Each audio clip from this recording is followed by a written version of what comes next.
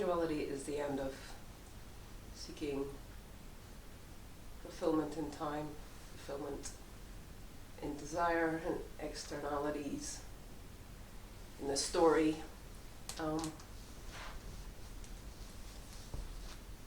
As we've been conditioned to do.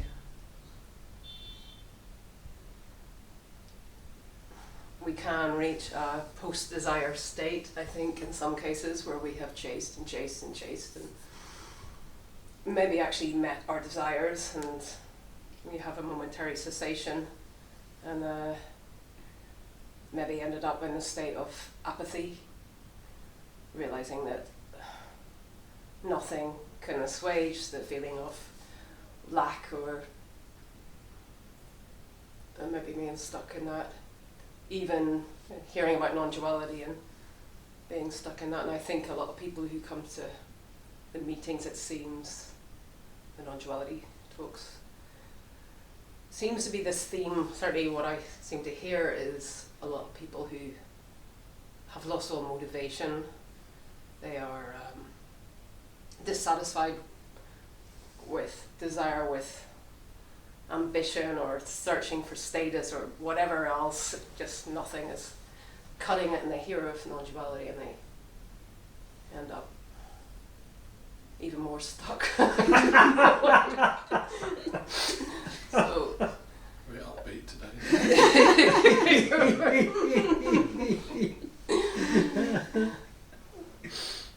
Well, other people, because desire, I mean, it doesn't, in a way, I mean, we're conditioned into desire, aren't we? We're conditioned into a sense of self, and in the early years, recognition of a sense of self is obviously very early, year and a half, 18 months, something like that, and then, then we imitate. According to René Girard, desire is not, we do not have our own desires, they're imitated from others. We learn to desire what others desire, and we're caught in this, which gives rise to all the problems, all the rivalries, all the hostility in life, all the shit that goes on that we pretend doesn't go on. Admiration being a disguised form of hate, according to him, in some ways.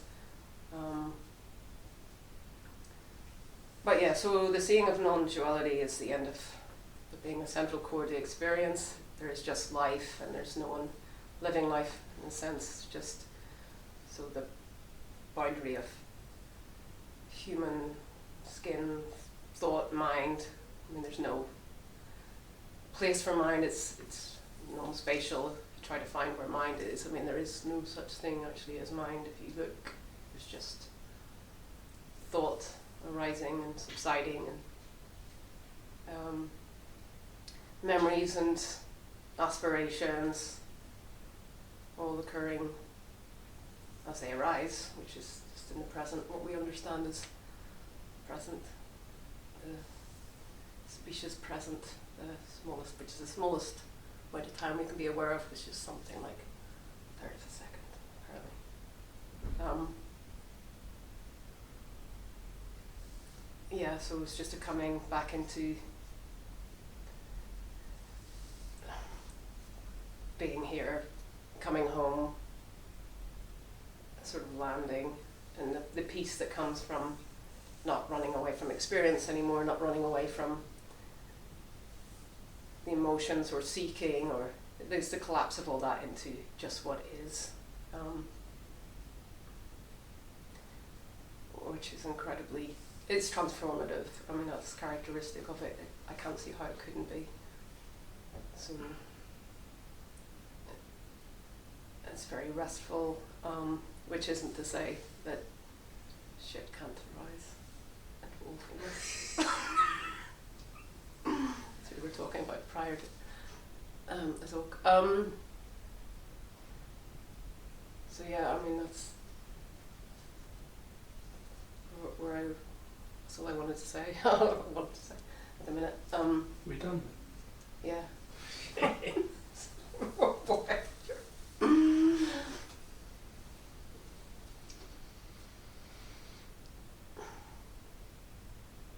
Well, yeah, a lot of people say that after experience after this shift, that emotions can be much more vivid, much more intense. So suffering can be more intense. We were like that.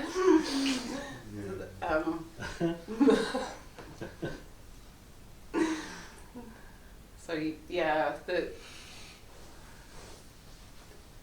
recognition of this can be heaven and earth, but it's still possible for hell and earth to be experienced too. But these stuff seems to run through much quicker. The emotional states.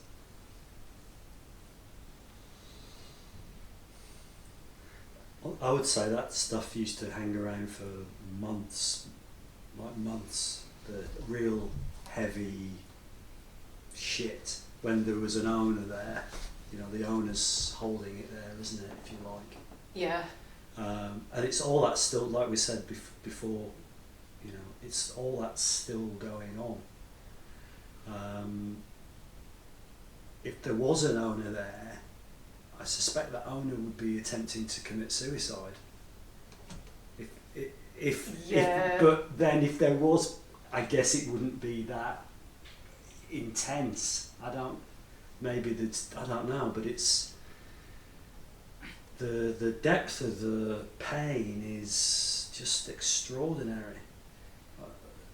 Yeah, or so you saying like the capacity to contain that somehow is better. Yeah, it's not perceived as a problem. Oh, right, okay. It's just obviously energy horribling. Horribling. You know what I mean? It's just obviously that. So it's kind of, so what? Is it like when you're in it, when you're in the horror? Mm. Do you see? Because a lot of people are stuck and they can't see beyond that, especially when depression. It's never going to end. This is it. Mm. Can you sort of see beyond that, or do you feel beyond that? Do you feel in touch still with the peace? Is it still? Would you say? I would say that the fullness, let's say, the love, whatever, who cares what word we say for it, the energy, whatever, who cares? I would say that's there almost all the time. Right. So even when it's running horror, it's love horroring. Yeah. Okay. It's crazy talk, but it now it can sort of be, oh, it's just horror, but it doesn't seem to last, or it can, like you said, it can run through. That's probably a good way to say it. It just runs through quicker. It's not sticking or. Yeah, but it doesn't help when it's there. The intensity. It's just funny what it's almost like you get a period. I mean, this isn't a given, but a period of, like I had a long honeymoon period of absolute just peace, nothing, and then life throws things at you that's never thrown at you before in a particular way that just tailor-made to really push you over the edge, and it can really fucking hurt. Yeah, I would say the same. I've had more kickings post than pre, I would say. Wow, okay. Feel like I've really had a kicking.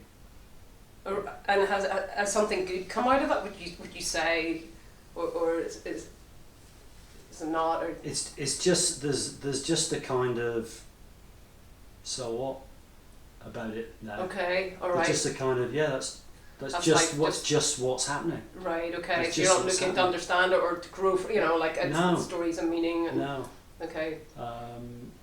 And then when that's not running, things can be just totally normal, let's say. Like, oh yeah, I'm okay. It's just to say that. Or it can be incredibly profound as well. Oh, okay. Just the let's say the depth of it and the clarity of it can. So it's all over the place. It's all over the place. Yeah, I think it's hard to cling to things. Like, I used to always feel like when things were really bad and I was suffering, like before the shift, like it was that sort of like Nietzschean idea of that which does not, kill me, makes me stronger, or I'm getting something out of it, or I'm going to, like, there was always looking for a meaning in the pain, or I mean, they still can be. It was like you can really grow from pain. Of course, you can. There's psychological truth in that, but it's not given. You know, but maybe it's not looked for or sought or assumed in the same way. But it's more like I said. It's just obviously just energy. yeah. So that's it in a way. No, I don't know if you. But if I look at it in time, let's say, it looks like, whoa, shit is coming up, and it's every time, like I said earlier, every time it comes up, it's worse, or it's more intense, let's say, because worse, there's no better or worse here. It's just more intense. Really, no better or worse? Well, I could say of course, I could say it's worse. Yeah. I could say it's worse because it's more intense. It's more intensely negative. Yeah. Okay. But it's not, there's no one in there saying, there's no one in there experiencing, oh, this is worse, if you know what I mean. Okay, yeah. If you know what I mean, oh, I can't even say it. Wait, I don't know if you want to go, because you said, can I mention what you said before, like, Yes. going back, so you haven't been working for a while, No. for a few years, and you're back in it, and Yeah. you said something that was really interesting. What was it? I don't know.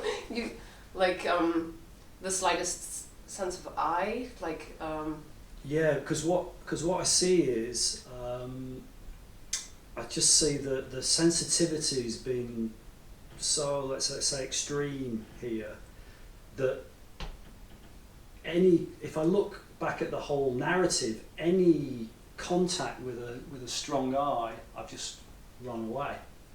Because it's been so, it's just because it's the I here has appeared, right? okay, And the I here, utter basket case.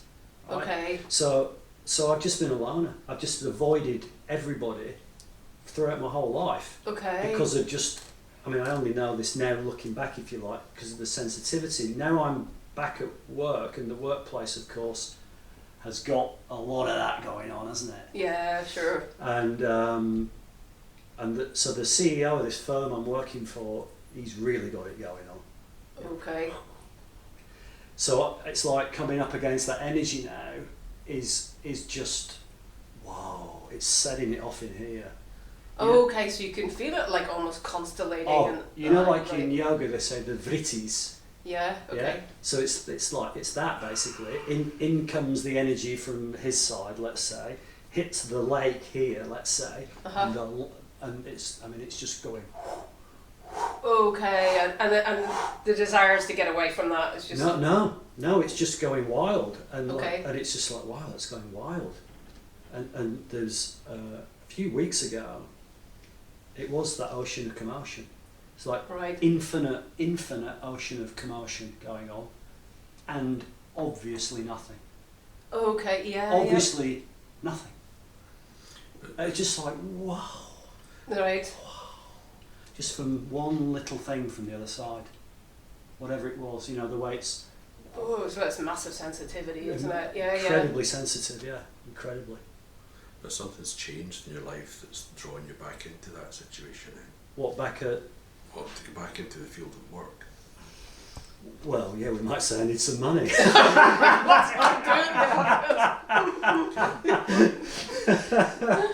I wondered if I was the only one thinking that. And you know, I'd like to be talking about this stuff, but that ain't going to pay 2 mortgages. All right. Fair enough. Oh. So, but there's the other bit to it is that the guy who invited me into the place I'm working, I've been talking to him for a couple of years, like this. Oh, he didn't know about the non-dual, and No, not at all, not at all. I mean, he's seen me go. He's known me for 20 years. So, oh wow, so he's seen the so changes. he's seen what sort of how it's all changed, and he's interested because his daughter's got a lot of stuff going on. Okay. So he's sort of interested in a way because he sees that no matter what happens with his daughter, with the professionals, nothing's working. And Right. because I've been telling him about how fucked up it's been here, he kind of thinks, well, maybe, you know, he's interested because that's how it is with his daughter.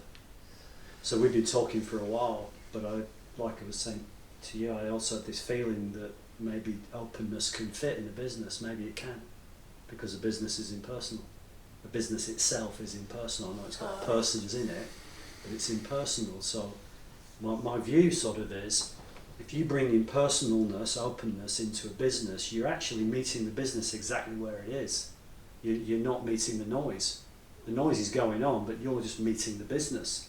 So if they're open to that, you're actually bringing fresh spontaneity, innovation, creativity. You're bringing all that stuff into the business if they're open to it.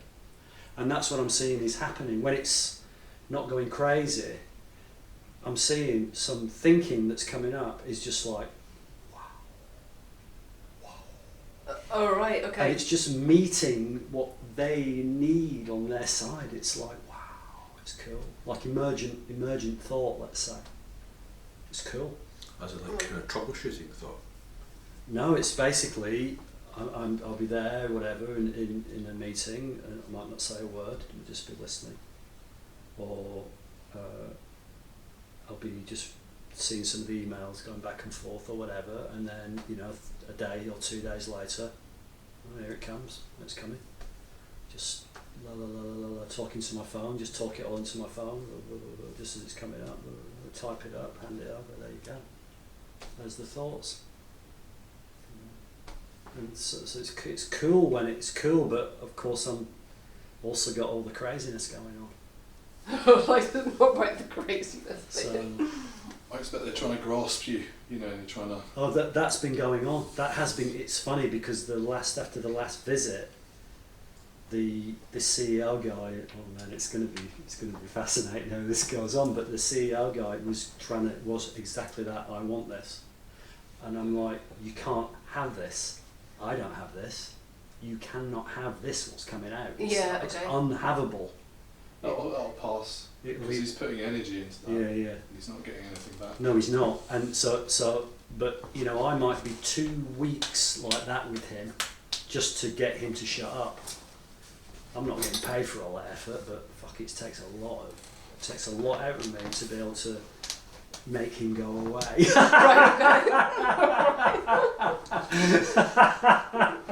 So that's what I've been making him go away. That's what I've been mainly doing.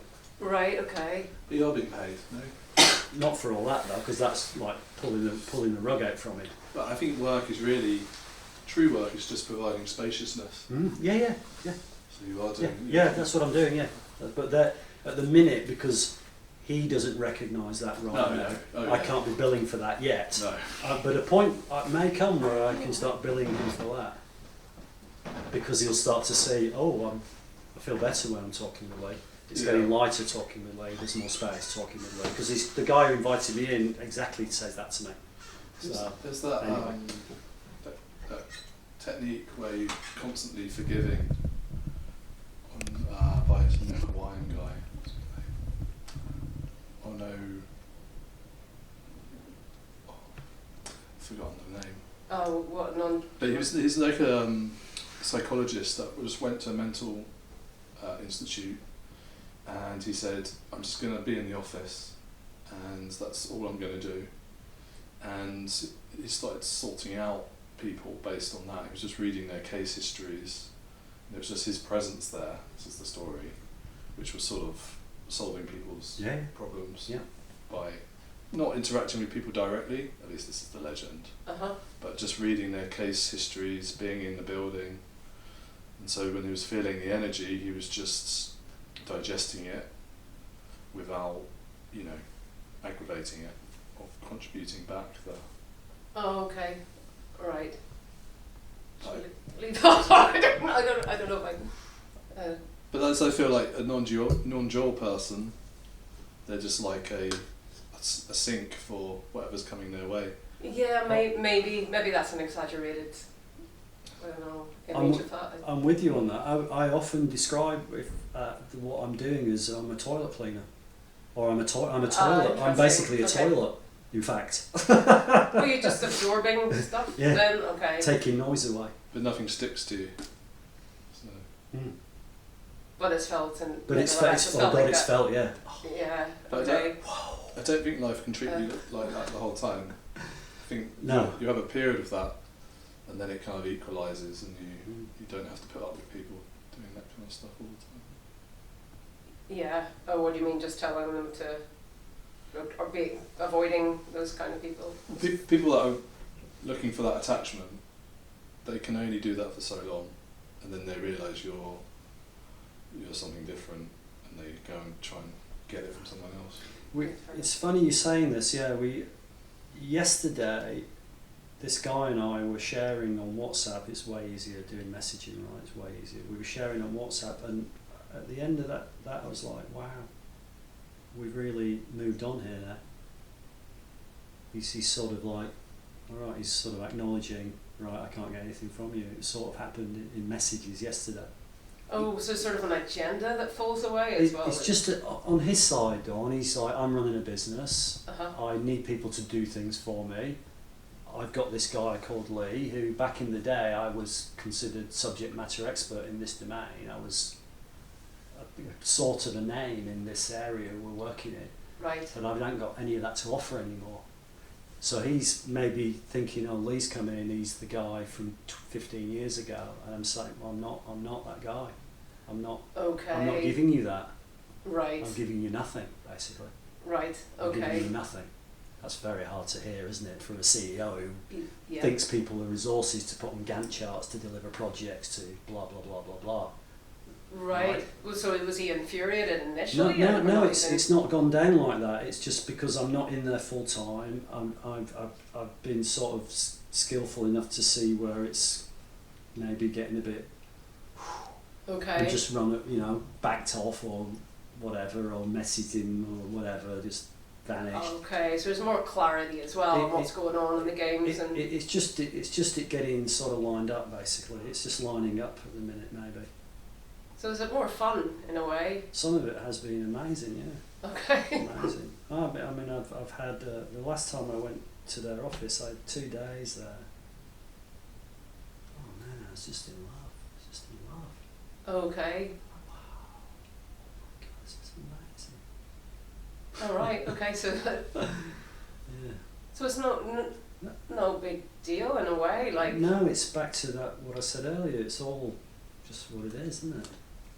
But before that, was there no? I mean, you were kind of. Okay, you said you've got an incentive to be there anyway, financial, but so there was no kind of movement. Prior to that, was there no movement to doing anything or to? What to get back in the work? To get sort of thing? or anything else or? No, because there were a lot of years where it was, no, I'm getting enlightened. I'm not doing anything till I get enlightened. Yeah, okay. Oh, what a fucking joke. So that was going on for years. Years. No. How'd you get on with that?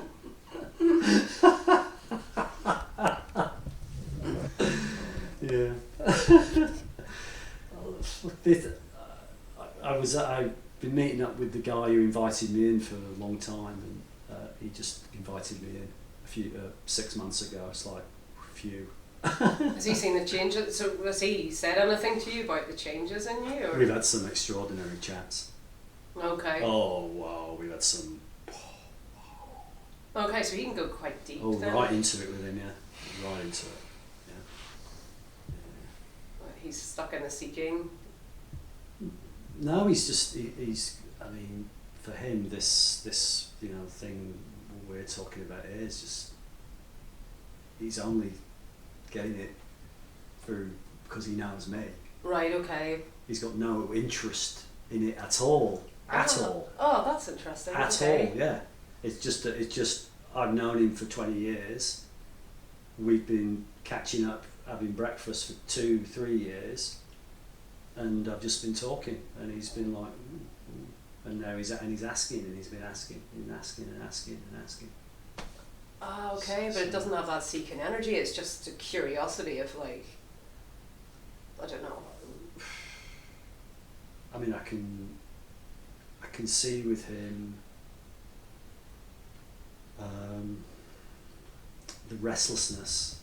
I can see all that with him, which is exactly how I used to be. I can see that he can't, Right. he can't sit down, and Oh, okay. so he's seeking. Yeah. Yeah, okay. I mean, he wouldn't probably know he is, but it's just can't.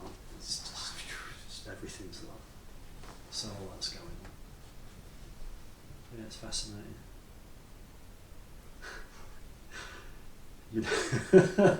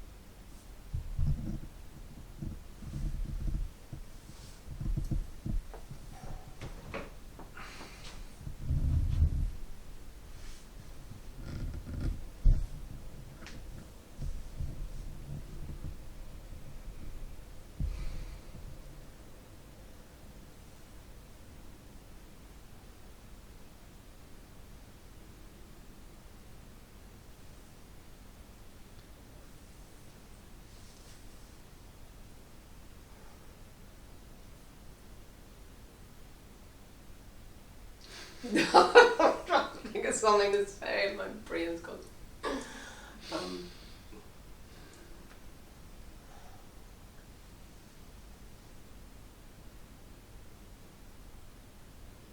You know, you said before about desire, Uh-huh. and that desire is created from everybody else's desire. When you're saying that, are you talking from the perspective of the identity, or are you talking like, or is still desire even from beingness or the state of enlightenment, is that still, are you saying that they're the same thing? Well, I suppose desire post shift. I mean, it's all theory in a way, but like, okay, so maybe not theory in the sense of afterwards. I mean, people tend to do things that are more social, so more kind of constructive rather than. I mean, normal desire goes on for some people. I think it always gets trapped in it, but it was René Girard's kind of idea.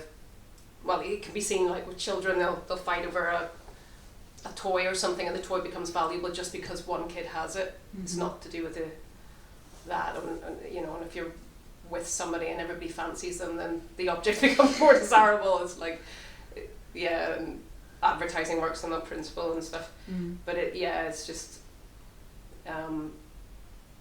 it's less destructive or based on rivalry. I mean, I would question that as well, just because, because we set up models. We have models for our desire, and then we try to get whatever we want from them, and if they won't give it, it becomes more intensified, and then we become a model, they become rivalrous with us, so we get caught in these situations that can escalate. But yeah, if desire is coming from a state of already fulfillment, then it's, on the whole, our desires might be more kind of healthy, as in, I don't know, wanting to do something and that help, like become a therapist or become less about, I don't know, shagging your neighbour's something. wife, or I don't know, whatever it is, or like, I don't know,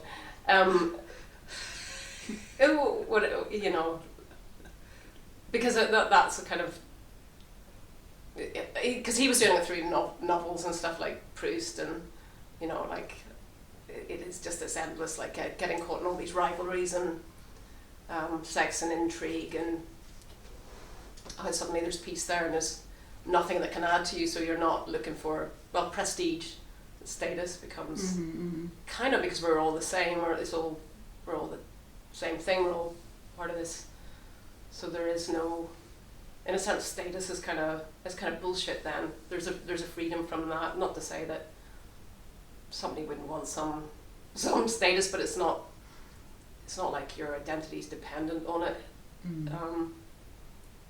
You can probably take quite a lot away from someone, and they're not feeling totally fragmented, I suppose. But yeah, I mean, certainly at the shift, I think the cessation of desire certainly was experienced here, just wanting to be, just in a being mode rather than doing mode, just sitting and looking, or sitting and not looking, or yeah, because nothing needs to be added, does it? And the becoming is an adding mode where you're adding things to you, or which can be healthy too, but they can be both. But but some people get stuck in the being. It does wear a bit thin after a few years of sitting in your house looking at the trees. Like, yeah, you know. Yeah, or people try to emulate that. I think that's what saying, the sort of apathetic, ennui kind of state of. Oh, you were talking about it in a seeking mode. Well, there's nothing I can do, and then just kind of collapsing into. Well, what's the point? Because it becomes a mind thing, doesn't it? Totally. I don't think there's any way of avoiding that. That's why non-duality is kind of poisonous. Like, yeah, because it's no point in a conceptual way is all that ennui and despair and desolation and however far it goes that way. But no point. Whoa, no point. Yeah, well, that's it's very different. Whoa, no fucking point. Woo! But no point. Yeah. Amazing. Yeah.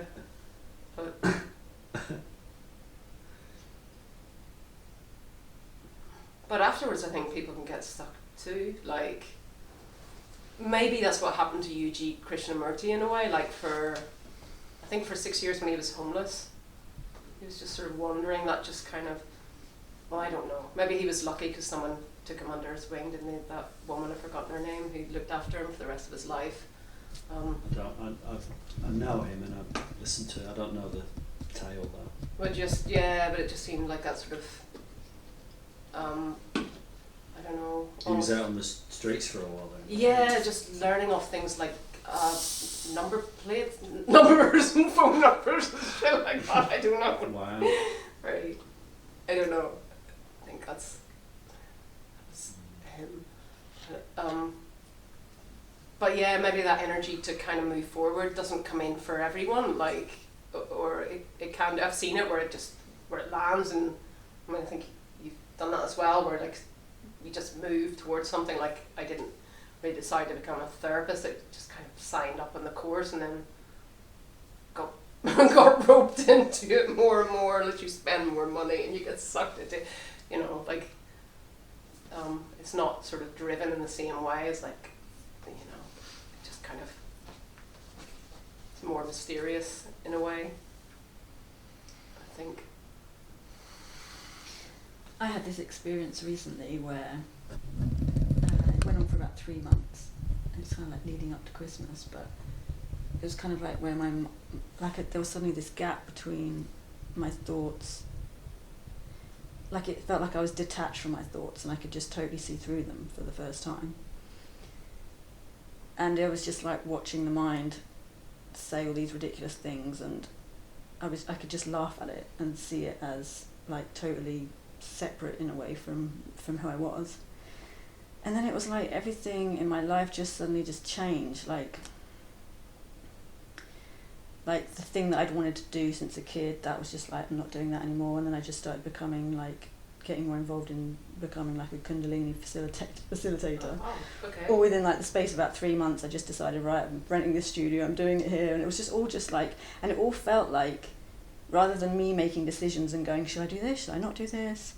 It was all just like coming out of the body is the only way. Like, it was just like happening more from, I guess, like the intuition part of the body or something. That's, I guess, the only way I can explain it.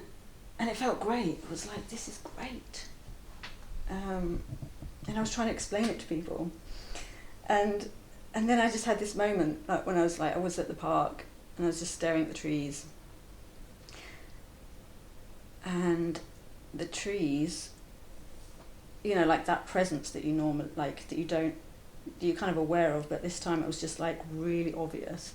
Mm-hmm. And there was just like this coating of love around the presence, which I hadn't really noticed before, ever.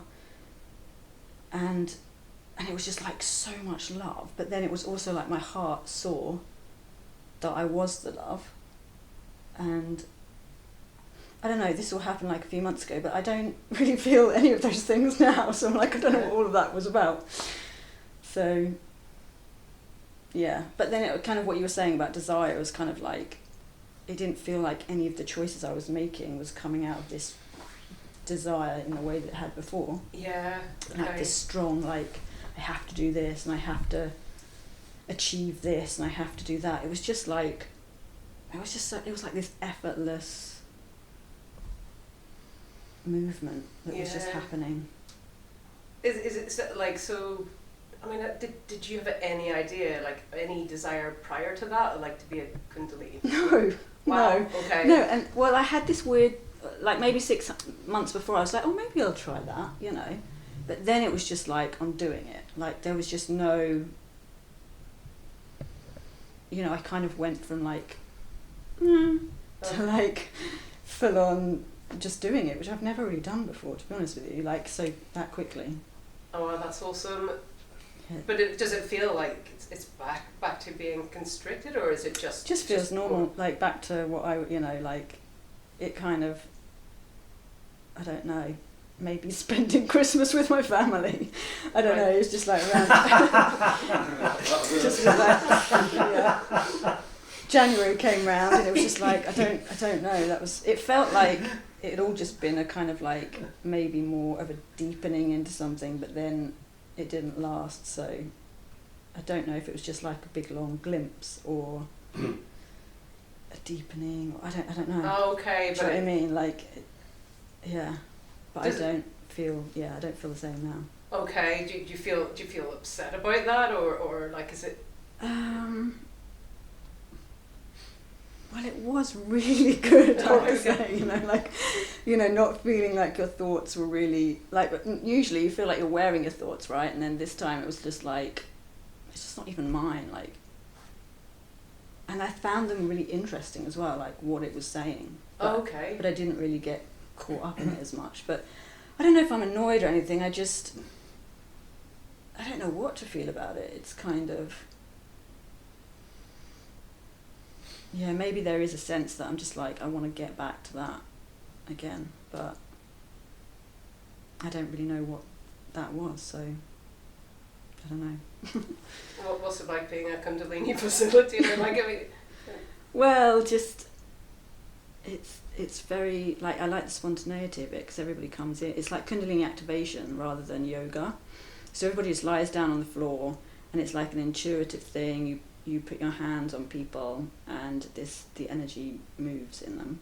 And most of the time it's like pranic energy and like depends on the person whether the Kundalini energy is going to wake up or not. And so, yeah, people just have like emotional releases and all of that kind of stuff. And actually I still go to some of them, and I went to one last week and it was pretty crazy. It was like one of these ones where there's like 12 facilitators, so loads, and just 15 people lying down. So it was like, you know, at one point you might have like 6 people like doing the energy on you. And it was just like, usually, like for like the last year and a half, I've just basically been like grief. But this time it was just like full scale euphoria. It was just like, God is just amazing. Like, it was just like, I was just like, you know, tripping out on God basically most of the time. And then I had like a psychedelic vision of like an eye and all of this. And I don't normally get psychedelic visions. What's the eye like? Well, I don't know. Are they all seeing now, or? I've got like a health problem with one of my eyes, and then so it flashed up on like a right eye, so it's my right eye, and then it got me to like rub my throat, and I had this got like this lump in my throat, and then when I googled it later on, and it was like your eyes and your thyroid are kind of connected, and that might be I don't know, like maybe the problem I have with my eyes connected to the thyroid. So I don't know if it's like sorting out some kind of health issue, or it's like what you were saying, like it's the all-seeing third eye or something. I don't know, you know, like could be. But you saw an eye, that's what you... Yeah, I saw an eye, and then it was kind of like healing a part of my throat or something. So I don't know. It's very mysterious, but I just like the craziness of it all. Yeah, it's fun, right? It's just the madness, yeah. Do you still have more insight into your thoughts and stuff? Do you still got more sort of space? Like, I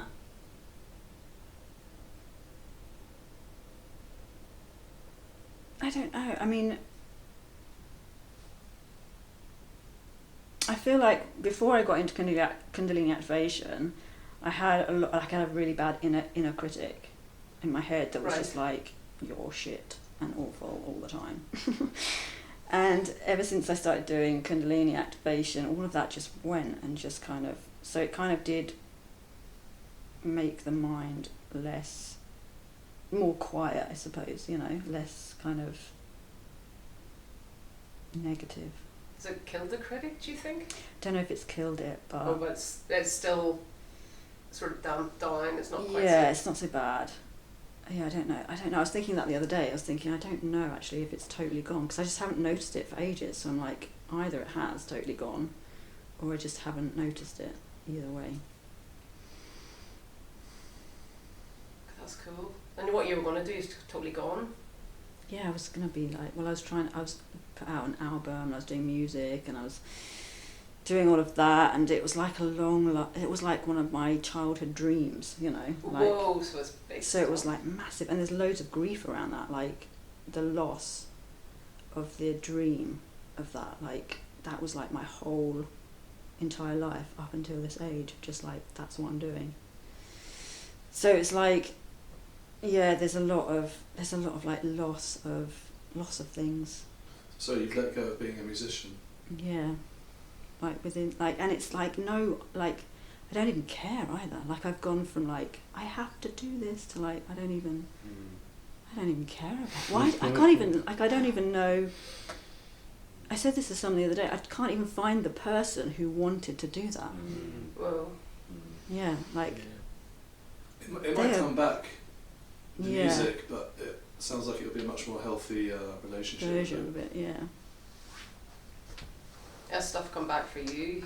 Like, Yeah, why? yeah, well, not music, but just my relationship with my profession and things like that. There's a big surrender, and like I never want to do that again. And I'm not sure how I could do it again, but then it came back in its own way, in a much healthier way, and I became better at it as well, because there wasn't an attachment for an outcome. And you see that a lot in musicians, actually.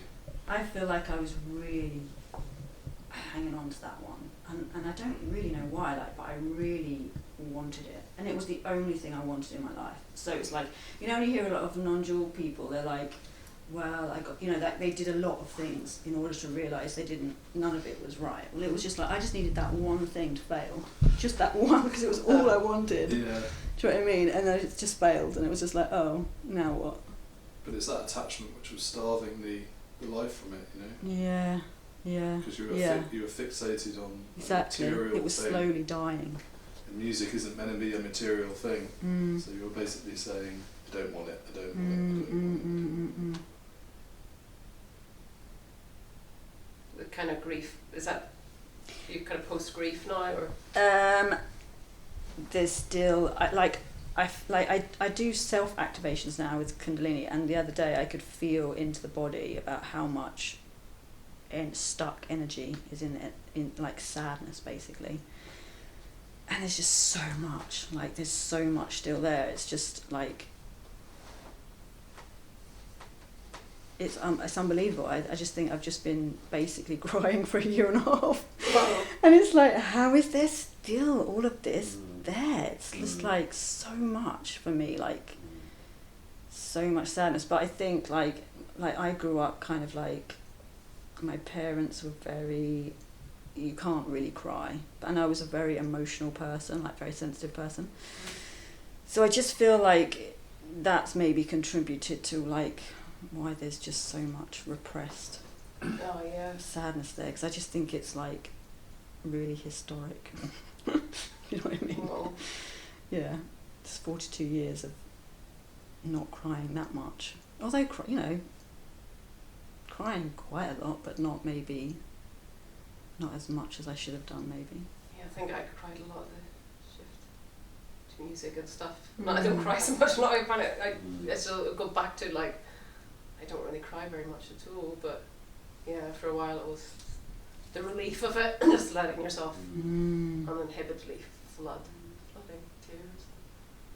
Yeah, last year I'd wake up, I'd have breakfast, I'd cry throughout the whole day, like Whoa. 8 hours.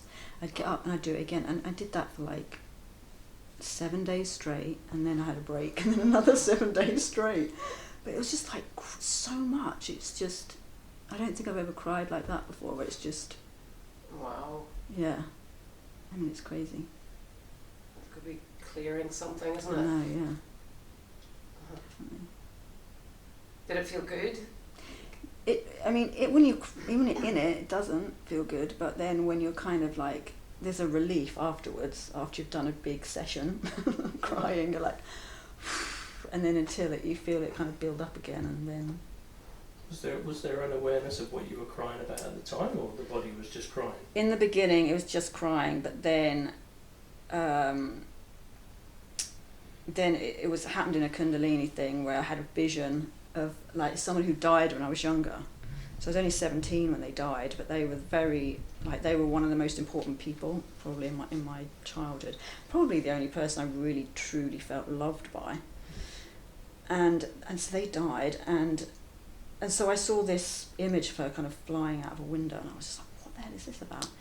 And then I realised actually I'd grieved her in some way back then, but it was just like from a totally different angle this time, like from a angle of being like abandoned, if you know what I mean. Like, so there's this at the moment with the Kundalini, there's this sense of like not having love, and then at the other end of being love, and it's like those two opposite straws that are kind of being, I don't know, opened up. I don't know. When you had the vision of, was it like was it fleeting? Did you have any connection, or?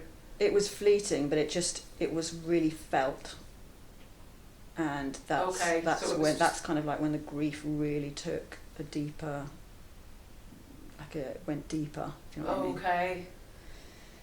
I mean, I think the grief's about loads of different things. I think it's about her. It's like about not feeling loved, and it's about like the loss of things, like it feels like I'm kind of losing the world or losing life itself or something as I know. Oh yeah, that's common. So it's kind of like a mixture of all those things. Your identity as well? Yeah, I suppose like with the music and everything, that's massive, because that was like quite a massive part of my identity, I suppose. So it's your central. But, yeah, in a way, yeah. And it's not missed. No, it's not, because you said it's like someone else. It's not. Yeah, Kinda. I look at my guitars and I'm just like, just don't even care. I could smash them up against the wall. Oh really? Wow. Okay. Just wouldn't even care. Just be like, no, don't care. Is it the Who that? No, the Clash that did that. Yeah, I think so. Yeah. They used to break the instruments at the end of each gig. All right. I think one of them got deaf as a result of a speaker blowing up or something. So be careful when you smash them.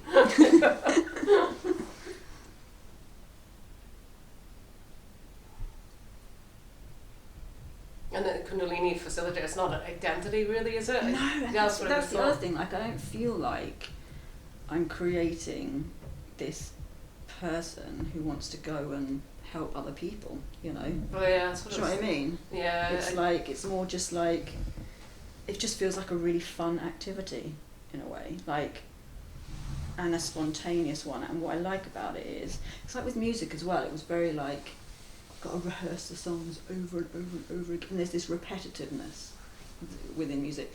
But with this, it's like, it's just different each time. People say different things, have different experiences. Sometimes it's really out there, sometimes it's just, you know, simple.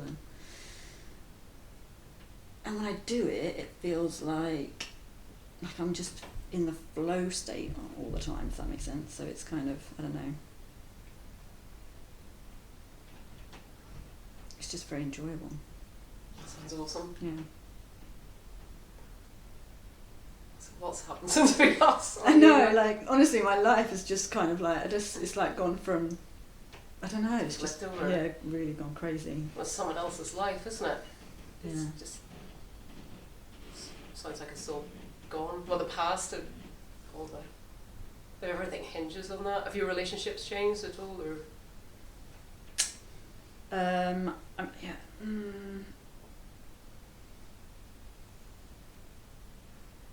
I feel like there's not many people I want to be around. Oh, right, okay. I don't know if that was just me before. But yeah, no, I find like, well, I found Christmas really difficult with my family. Just like, like I went on a 10-day retreat over Christmas to avoid family. Brilliant. Yeah. Best thing I've ever done for Christmas. Oh yeah, you were going to think of us for a moment, weren't you, when you were in the middle of your retreat? I actually thought of you during the King's speech as a group. I forgot I about genuinely do. that. Oh, amazing. Mm. I was having a great time, thank you. I warmly received your Yeah. positive energy. But it was really good to go on a retreat and really have a good integration of everything that's gone on. And I left. Remember, I was talking about this job where I'm working with someone that's very possessive, and Oh yeah. but I resigned. I gave a nice 2-month resignation, so I've done everything correctly and sort of well. Right. But it's just coming to an end now, and I'm so relieved. Oh, awesome. Yeah. So I'm entering a period of unemployment. Oh, right, okay. I work a lot on my own other stuff, but because what you were saying did remind me a bit that other people somehow feel like she'd sort of captured me in a sense, that I was providing a spaciousness and she was using that, but kind of keeping me trapped in a sense. And so, Okay, yeah. and I was leaning into it thinking that I could kind of beat it by just being full on, just doing everything perfectly, but she always had more. Oh god, bottomless pit. The bottomless pit of things for me to do. Yeah. So my normal thing of just getting everything done quickly just wasn't working. I was just... Oh no, yeah, that's frustrating, isn't it? It's just... Yeah, because I'm one of those people that likes to get it done really quick so I can rest. Uh-huh. But if I'm combined with someone that knows that energy and is like, oh, can you do this, I just... Oh no, yeah. So I had to sort of realise that I can't beat this through just being hyper efficient, because I was burning out. So I just stopped it, and it was such the right thing to do. And being on retreat allowed me really just to come to terms with what I had to do and stuff like that. So yeah, it's great now. But I'm in the abyss, but it feels quite supported and nice, and Oh no, that's a good place to be then. doing. I've been going to the London Buddhist Centre. It's an amazing place on Roman Road, full of people. It's nuts. Oh, just are you doing meditations and stuff? Yeah. And, Really nice energy. okay. Don't know what they're doing, but in the non-dual sense. But like your Kundalini, I sort of felt like just felt so right to be there and to keep doing stuff there. So. Okay. But I'm not going to join another. Yeah. I don't need another religion or cult or society. Practice, but it just feels right to be there. Just resting. Yeah. Actually, it's very sociable. I think it's good for me to, because I work on my own a lot. It's good to actually socialise with normal people. Oh, okay, alright. You tend to withdraw. Are you introverted too, are you? I can be both. Alright, okay. I've worked in so many places where I just feel completely destroyed by the environment. I much prefer working at home without that, but it's then you have to go and seek out people, if you see what I mean. Yeah, yeah. It's George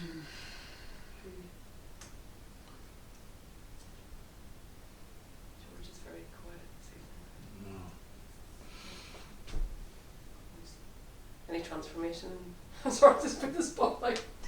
No, I can't say.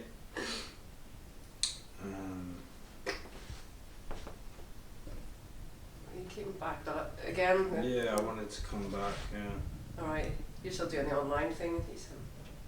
The online thing. Yeah. What's that? Oh, were you a member of a group as well, or?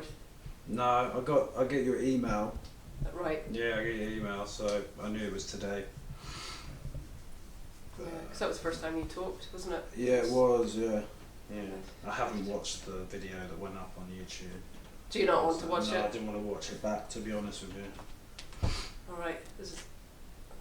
No, it's got a lot of self-hating thoughts. I don't know. Oh really? You've got a fan? Somebody I. You've got to somebody you've got to wants watch yourself back if you're a performer or whatever. People say you're supposed to watch yourself back. You know, to sort of. But no, I'm not going to watch it back. Well, you do have one fan out there, so. One fan. Well, I mean, just someone mentioned you, like, okay, that I know Oh, you watched really? it. Yeah, I was like, Oh. wow, I'm so glad it was really inspired by you. So there, Oh, cool. yeah. Oh. So you don't know. I suppose Yeah. it's your voice, isn't it? It's a unique voice and stuff. Maybe you don't hear it. Yeah, there's a lot. I don't listen to myself. Only if I have to. Yeah, I can listen to myself back singing or something like that. I do music, but Oh yeah, but didn't you still do? You post them pre. You still your music. Has your music changed since the shift then?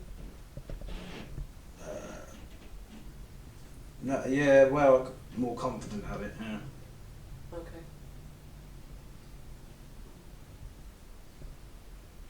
What Yeah. happened? What happened last time?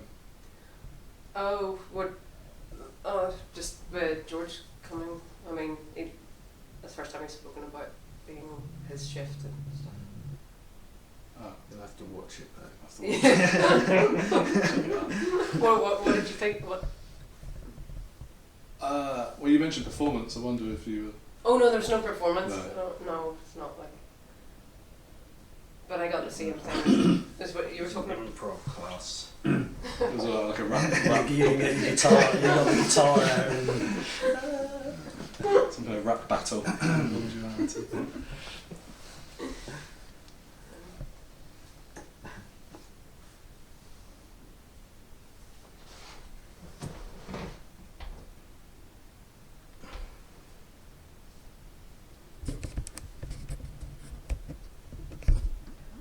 I was trying to write a book before, and then I totally abandoned it and thought I don't want to do that. And I was it was only I don't know a couple of years ago, maybe 3 years ago. Right, I was about to bin all the notes where I thought actually this is many years later. This was quite cool, and I've actually written 2 books now, but from it is different. I mean, it's different. So when we're talking about it, sometimes those desires, well, it's just different, isn't it? It's just like coming from a different place, I suppose. Not trying to write a book. But did you go back to what you'd written, or was it just completely fresh? It was because it's memoir, but kind of caricatured and funny. But the way I'd written it, like initially, was from the ego place. Oh my god, and the shocking things I was coming out with is like, I didn't believe them at the time, but I didn't know I didn't. Mm-hmm. So I was so repressed. It's just really interesting to look at, and yeah, so it's totally reinvented, if you know what I mean. But it's more fun to so identified. Like I'm embarrassed about some of it. Just not like, well, yeah, you really. I mean, I'm sure some of that could have changed anyway, but it's just so radically. I just don't think anything's wasted, even if it's aborted. It's like it does something. Oh yeah, But I was glad I got all the details, because I got all the details of places and, you know, just stuff that I kind of needed. But yeah, it's interesting. But I didn't think I'd be writing again, because it's a lot of drag. But yeah, you can get into a flow state with anything, can't you? You just start to become, actually you can explore your ideas and everything through writing or whatever it is, I suppose. Poetry died for me, but it died for me quite a long time ago. It's just like, I could only write about my psychopathy, you know, my mental illness is the only thing I could write about, really. I don't know. That was quite difficult, yeah. Mm. I think art has to be somewhat uplifting most of the time for people to enjoy it. You know what I mean? If it's too neurotic, I don't know. A little bit, but... For the audience to enjoy it, or for the doer to enjoy it? Well, that's true. Yeah, I was thinking more for the audience. But Well, dark stuff will do it too, Francis Bacon and stuff. Like, I mean, no one wants to be in that the whole time. That's my point. well, some dark souls probably do, don't they? Maybe. I just Yeah. watched one too many experimental music gigs recently. And I'm just Alright, like, okay. please. It's a dirty job, but someone's got to do it. No, that sounds like torture. Yeah. And I suppose like the art, when you think of like Van Gogh or something, like the Van Gogh, isn't it English? Van Gogh, isn't it? Americans Van Gogh? Anyway, I can never. But like it just seems like coming from a different place, doesn't it? Yeah, I mean, there's something special about his work, which you just want to look at it. Yeah, it just seems to have a bit of the mystical in it somehow. Yeah, that's what I mean. That's the stuff I'm drawn to, when it really touches me, and it tends to do something energetically to me. But otherwise, yeah, most stuff doesn't really touch me. It's just rather have the wall. Yeah. Sometimes you do just get a wall. Yeah, you do. But it's usually worse than that. It's usually a lesser wall, isn't it? Just a frame. That can be annoying.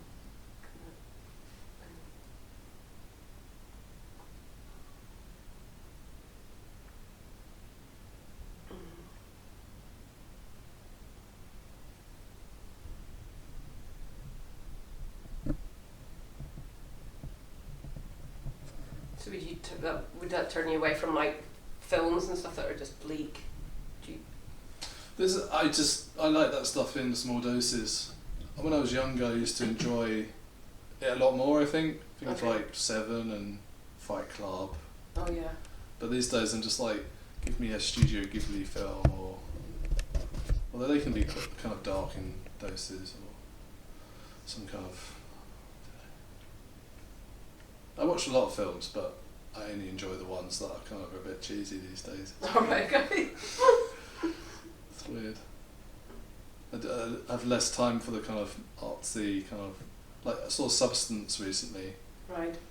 and it's quite a long film, and you kind of think that after 2 hours, you kind of get the point of the film. Alright. It's quite a short message really, but they really, I think it's 2 hours and a half or something, they really labour Good.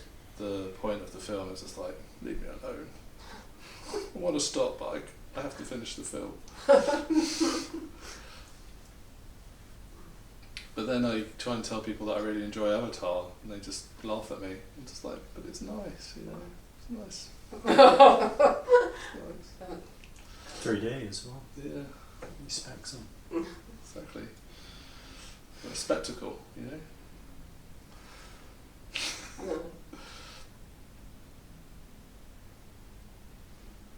But I think in music, I really don't want to listen to.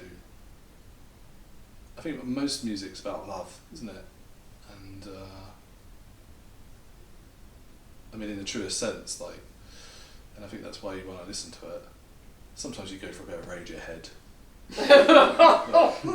but most of the time you want something that's, I don't know, a bit more nourishing.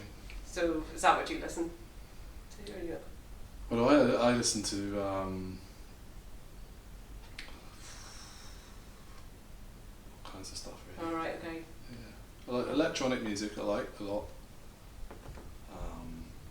But I actually do Kundalini yoga, and I listen to a lot of kind of. Yeah, I think could be trouble as well. quite a lot of trouble.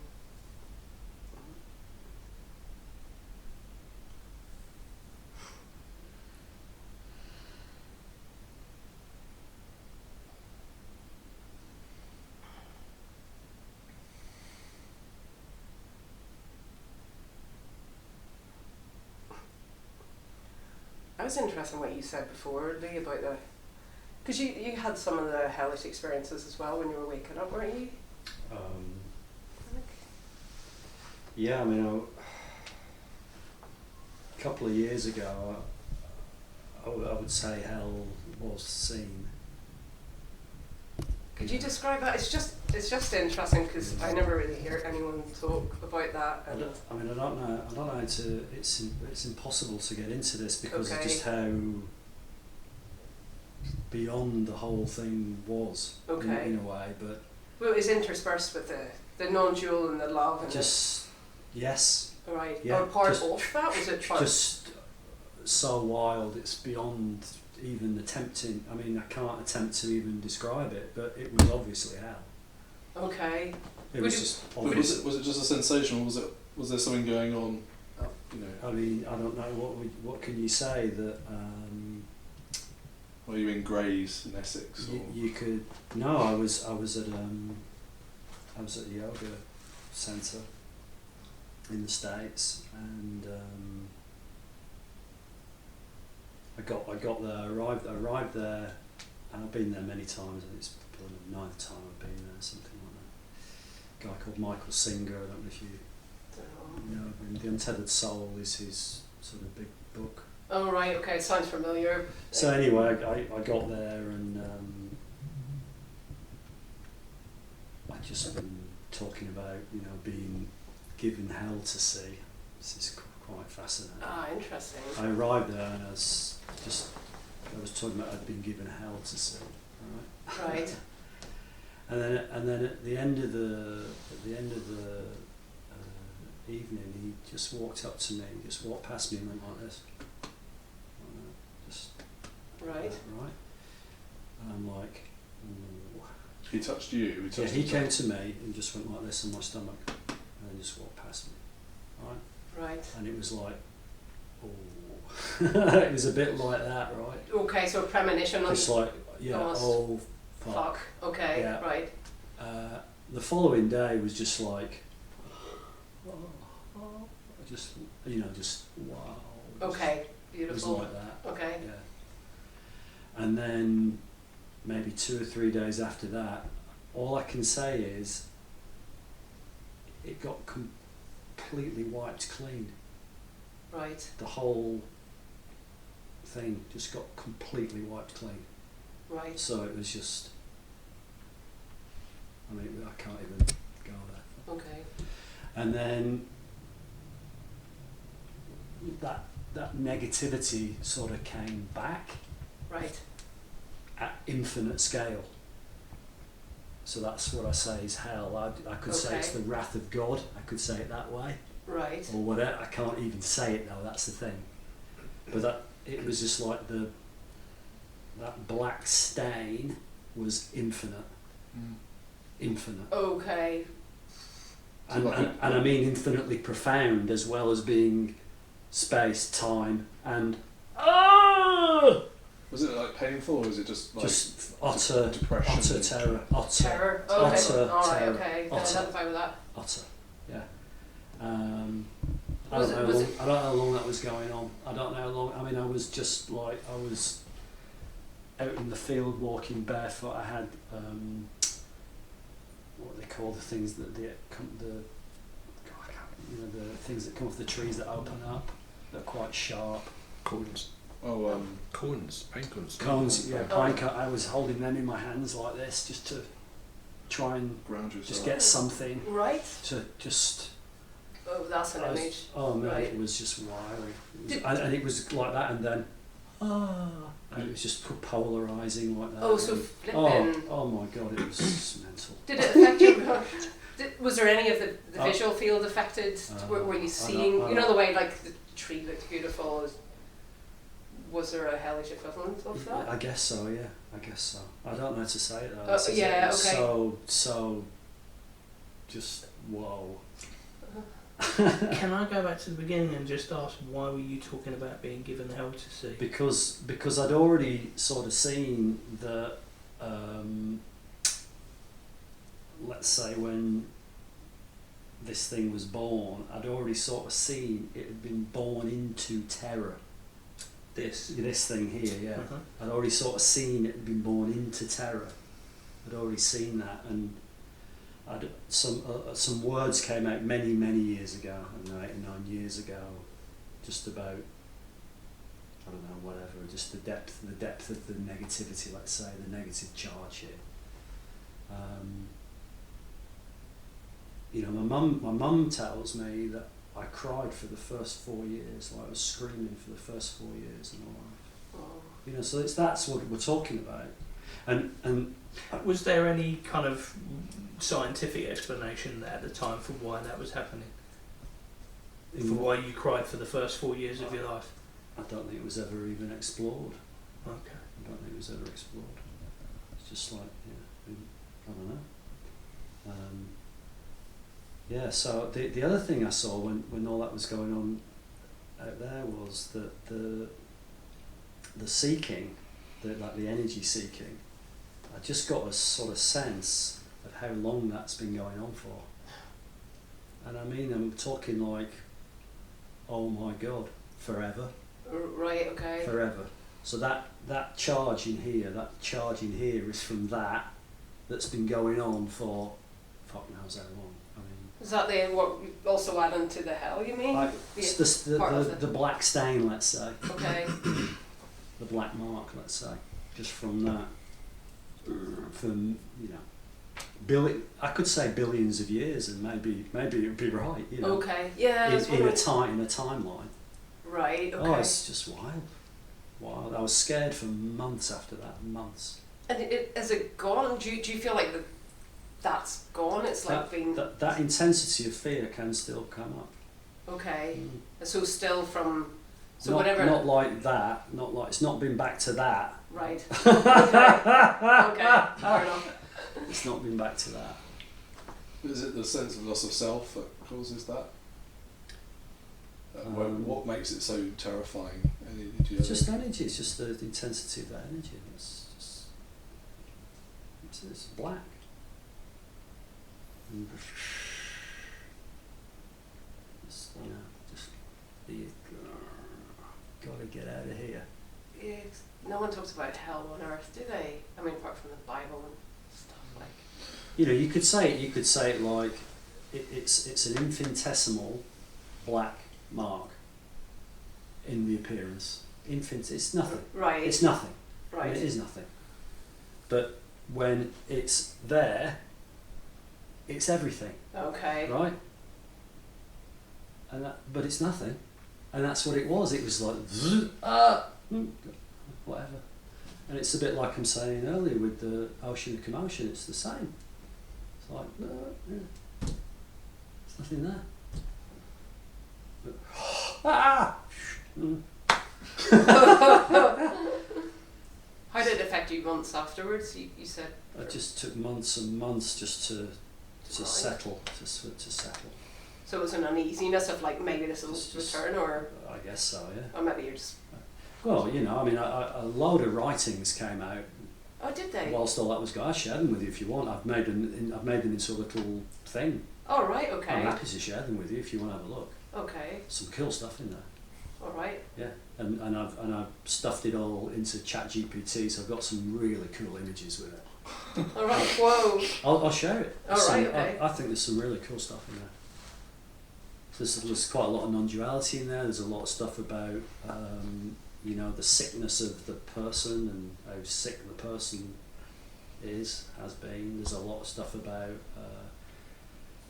I think there'd be a lot of stuff in there that'd be helpful for very dangerous criminals in there, just for them to see why they're so fucked up. Oh, right, okay. A lot of good stuff in there. Are you going to talk about it at some stage as well? I mean, is there any? I like talking about it. It's just I don't have that many people to talk to because like I said earlier, I've spent most of my life alone. Oh no, but there's YouTube, isn't there? No, I know, but I'm not. I'm here talking now, but I'm not. I mean, I can go days and not say a word. I'm not. Okay. I'm not sitting at home going, I need to make a video or whatever. I can go, like I say, days not say a word. But I just wonder how many more people have experienced. I mean, just curious because. I think there's a lot of help. I think there's a lot of help for people here. Maybe not the help they think because it wouldn't be giving them any comfort. It'd be saying it's okay. No matter how fucking bad it gets, I can assure you it's fine. Right. I can assure you it's fine. It's love. It's all just love. Yeah. All okay. of it. All of it. So I think there's help there, but it's a. I'm not going looking to help people in a way, but I think it's quite rare what you're describing, this sort of spiritual hell. Like people who are in a more material hell don't want to see it in a different light. But it sounds like your experience was so acute and overpowering that you've been able to see through it. Yeah.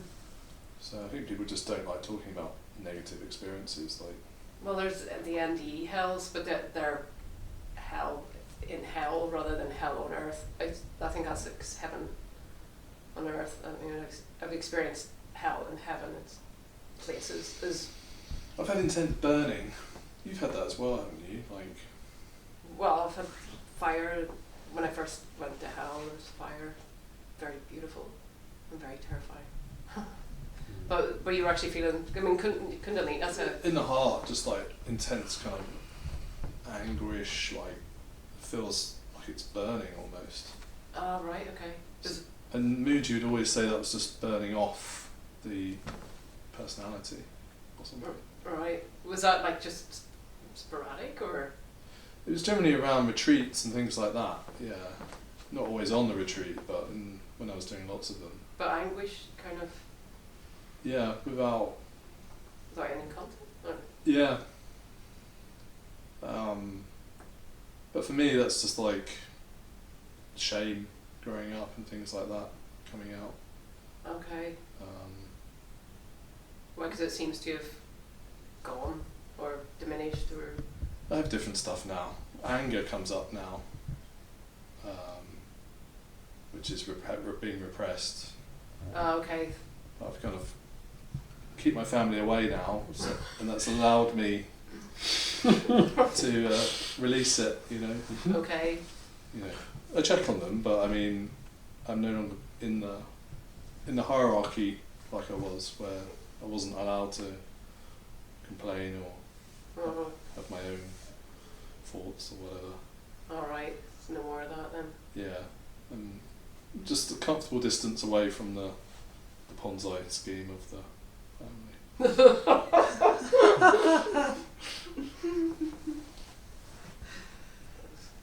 I mean, they're fine, but I think we all have something like that, or some area of our life where we're getting repressed, and you can lean into it, or you can just find a bit of space from it and see if things change.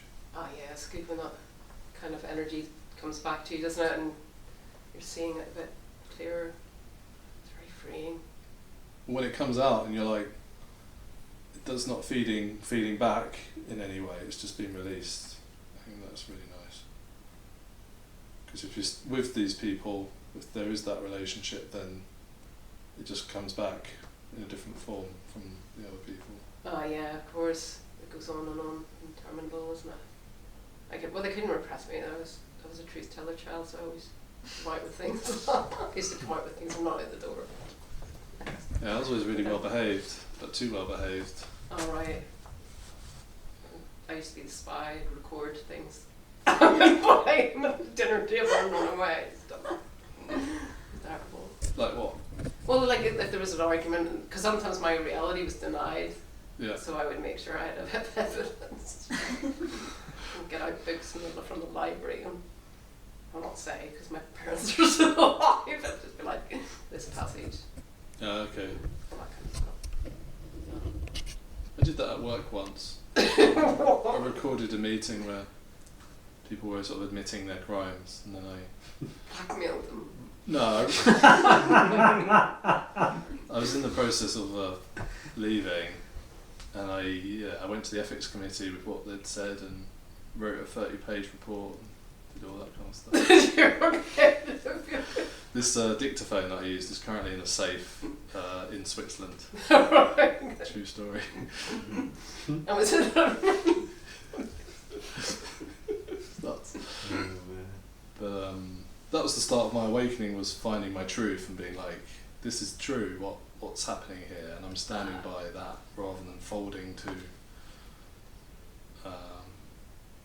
an institution which was going wrong, at least the part I was in. okay. And quite darkly so, maybe. I never got to the bottom of really what was going on there, but probably some kind of money changing hands in a certain kind of way. Were you kind of being dragged into it anyway, sort of implicated if you didn't do something, or? I'm sure over time, yeah, but I was doing research science, and if things aren't being done properly, then you can't do your work if other people aren't doing their stuff properly. Yeah, of course. Yeah. So you'd start publishing nonsense, and then you're lost. So Well, that sounds like you're not into that anyway, because you like what you do, don't you? So. well, that was me really. Yeah, that's when I surrendered and gave up on being a research scientist. Oh, okay. But then I came back to it. I studied another degree, and then found really what I was good at and a better environment. There's always something going on Right. in every workplace, but I really found my groove for a long time. Now I'm in another transition, but I didn't leave because there was a big issue. I just lost my creative direction for a while, but it's coming back in a different way. All right. Cool. But that was the big moment, the big kind of crunch. That's very dramatic, isn't it? Yeah, but I had no option either. This is the thing. Life had put me in that situation, and there was only one thing I could do. That must have been terrifying as well. Well, that's what I mean. It wasn't really, because it was so obvious I could only do this one thing. Okay, but still, you're having to. Oh, like, did it feel exhilarating then, or like? There was the moments of, that fuck you kind of energy, but there was a lot of uncertainty and stuff like that. But I knew I had to just cross it, and I was doing so much non-duality Muji at the time. Right. For some reason in that time he was doing retreats every few months, and I was going on all of them, so I was just waiting for the next retreat. But it totally worked. Were you on your own then? Were you couldn't really confide to anyone else about what was going on? Well, this is the interesting thing about my family. They were completely useless at this when I was actually in need. Oh God! Did they not want to know? They just couldn't handle it, complexity of it. Because Did they shut you down then, or just was a waste of time? They're just not reaching out at all. Oh God! It's okay. So you were on your own. Yeah, I was in a foreign country, out on my own. But I had friends, where it became really good friends in that period. Some of them. But yeah, no, it was a long period of sort of solitude. But I handled that quite well, like you. I can go quite a long time without having to talk to anyone. And there was a lot of change and awakening happening in that time. So I think I needed that kind of silence. And since then things have calmed down a lot, but I still yearn for some of those experiences again, because they were so strong and so beautiful. Like I never had any kind of hells when I was on a retreat. It was always bliss, and really high blisses and really deep blisses, including a Kundalini awakening, which is nuts. But yeah, here for more.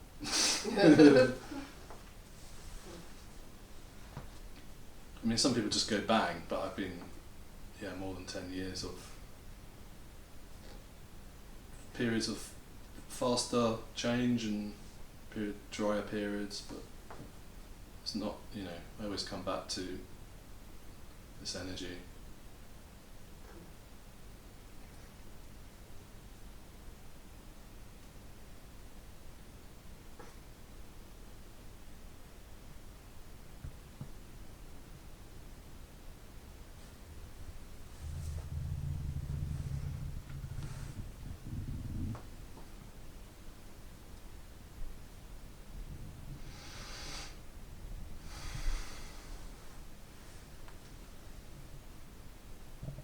It's funny, actually, I woke up this morning and I had a really clear idea of this job I was going to apply for.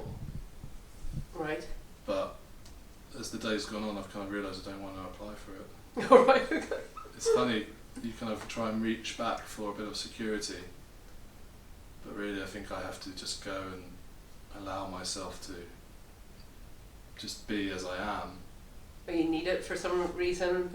I don't need to work for quite a while, but there's just this sense that I always need a job.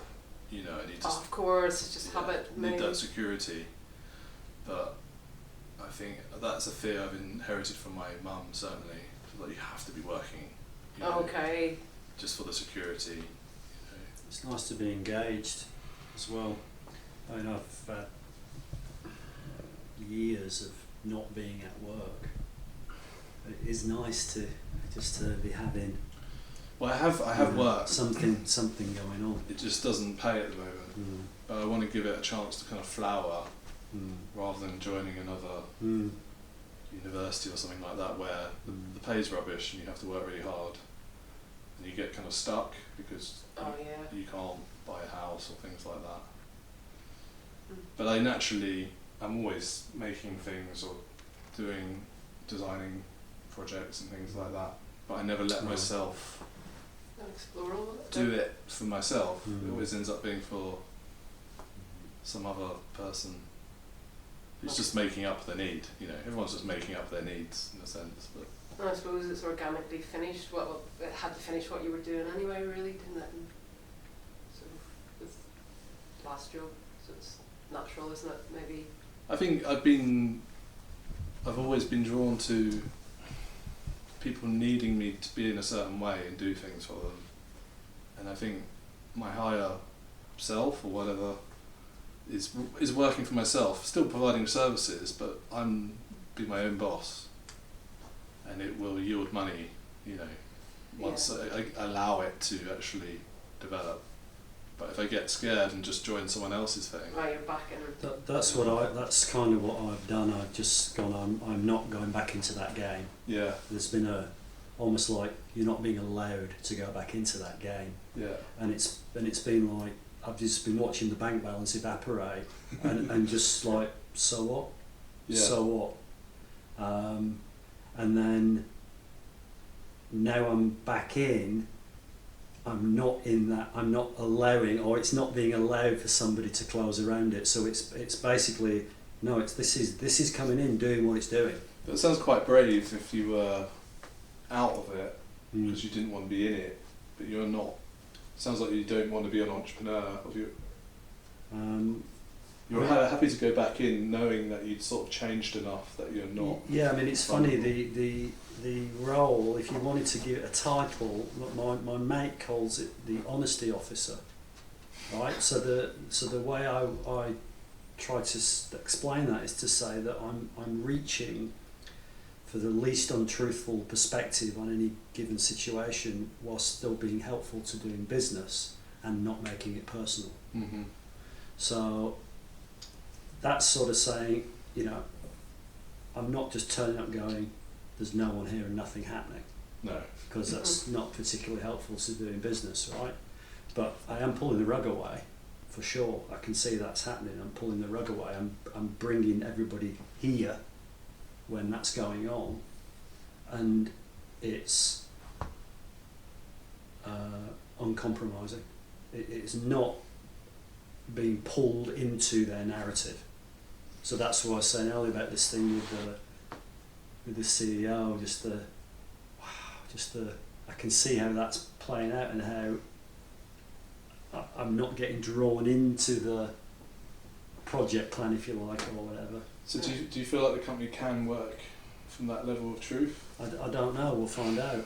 Because there's something about We'll find out. capitalism whereby it seems you do have to cheat a bit. We'll find out. We'll find out. It's This is real new earth stuff, really. You know, it could be completely ethical and still have a. It's I last year, or was it last year? Maybe over last year. I wrote all my marketing materials, if you like, and it's all upside down. It's all upside down. It's quite cool.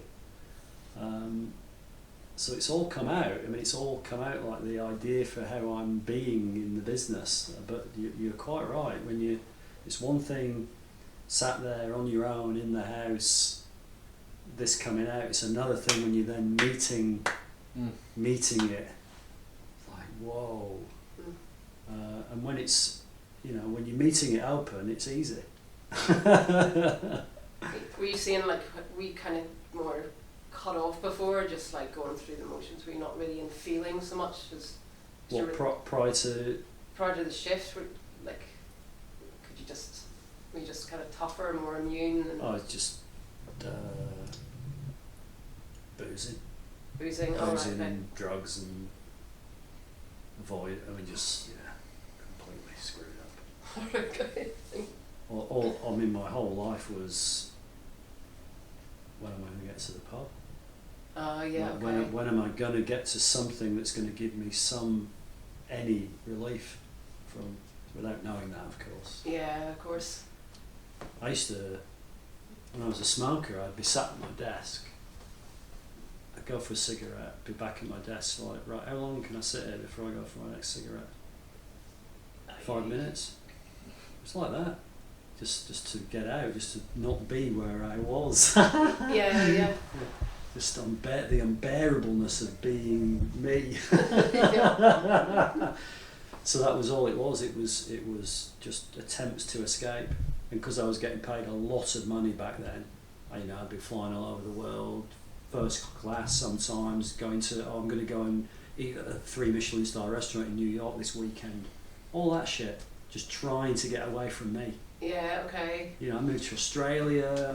It's like, wow, I've had loads of just constantly attempting to run away.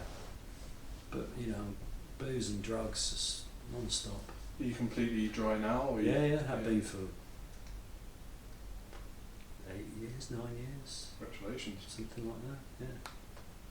Yeah, thank you. Yeah, I'm just good at boozing.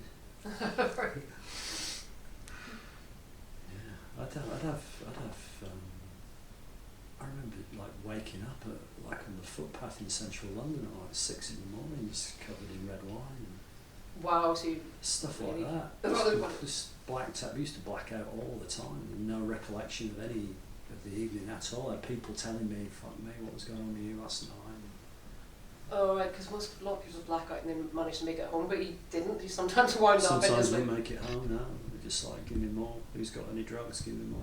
Want more drugs? Give me more. Wow. Want more. Trying to fill the hole. Were you acting it out then?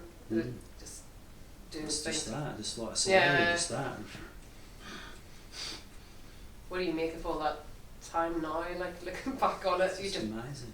Yeah. It's Okay. amazing. It looked like an amazing life as well. All my mates used to say, "God, I'm so jealous of you. Look at your life; it's amazing." Yeah. Yeah, I suppose. Right, well, yeah, you don't know what it looks like in here.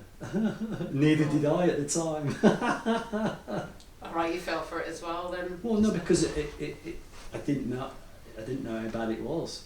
Oh yeah, of course. I had no idea how bad it was. All just covered, right? All buried. Yeah. You're not there, right? Yeah. It's just that. Yeah. Perpetually. Yeah. Uh, Yeah. And having all the money as well was like, the ego was like, yeah. Look at me, I've made it. Complete basket case.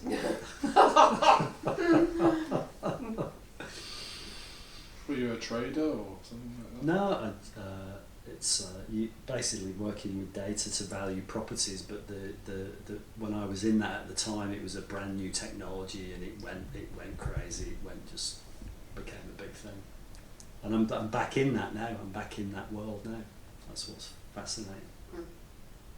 So we'll see what happens. Even though there's nothing happening.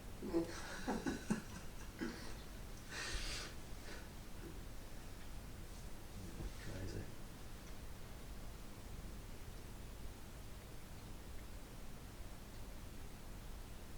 Yes, that willing to get away. Inescapable. Well, you did it in style, but it's like No style at all. okay, well, from a certain perspective. You can make it sound that way anyway.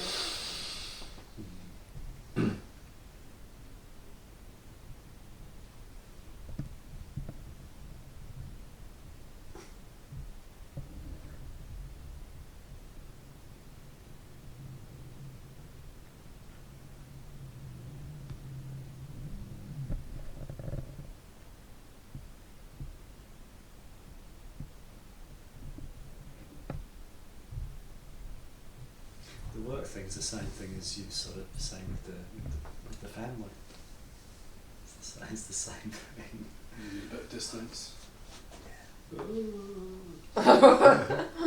The black stain just comes a bit closer into view.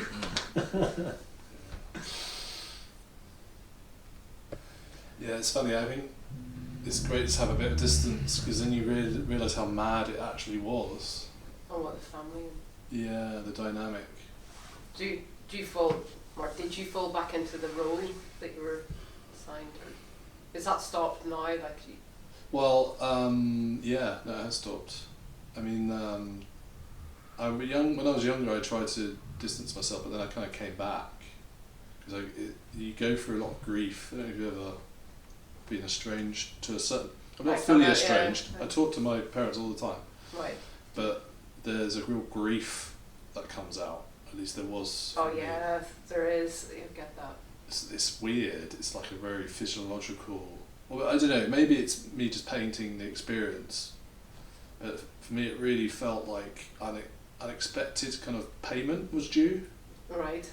and it was completely in me, and it was like, yeah, it's almost like mourning. You're mourning family, but then that goes. You kind of get through it, and then you're just left with a kind of, well, actually, I'm happier now.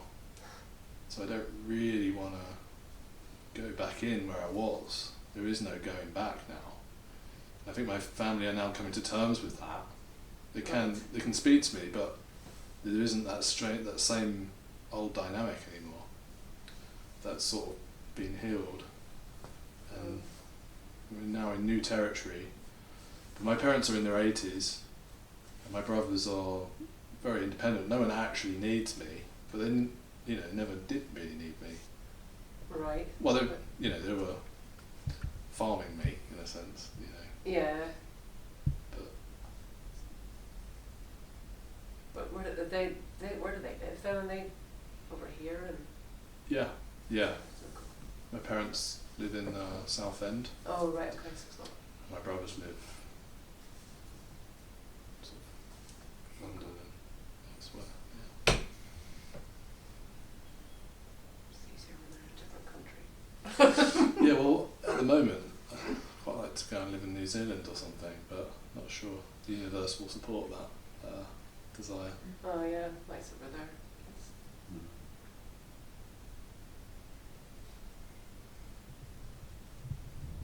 Any reason New Zealand?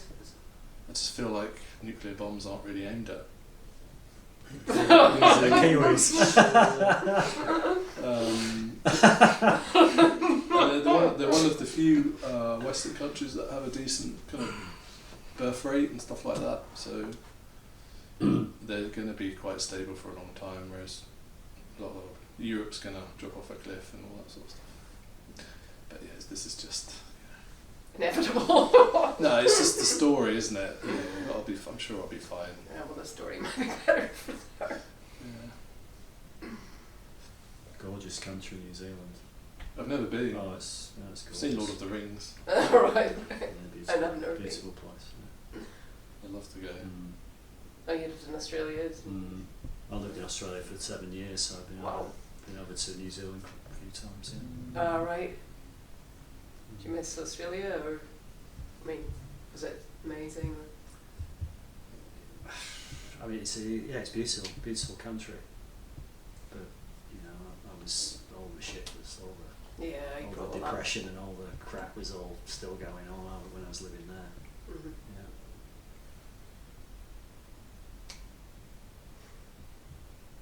Yeah, I was just getting pissed somewhere else. Yeah. Just getting pissed in a nicer place. That makes a difference. Well, Oh, it is nice, yeah. Mm. Really lovely. I had a bit of a. Well, it's funny when I moved to Oz, the first couple of years was very open. Right. Yeah, very open. Just that complete change. Oh yeah, I The suppose. entire contents of the mind are replaced, if you like.